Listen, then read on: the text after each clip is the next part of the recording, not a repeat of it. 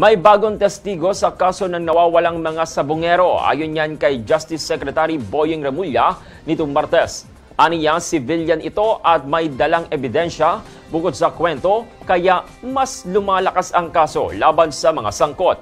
Kasabay nito, inirekomenda naman ni Remulla na ma-relieve ang isang police commander na kasali sa investigasyon dahil sa hindi angkop na kilos. Git niya, kailangan maayos ang galaw para hindi masayang ang testimonya ng mahalagang testigo. Samantala, sinampahan naman ng NAPOLCOM ng kasong administratibo ang 12 pulis na sangkot umano sa pagkawala ng mga sabongero. Ayon sa ulat nitong Martes, may probable cause para sa grave misconduct, irregular duty at conduct unbecoming. Balik operasyon na rin po ang retrieval efforts sa Taal Lake matapos itong maantala dahil sa masamang panahon. Good morning.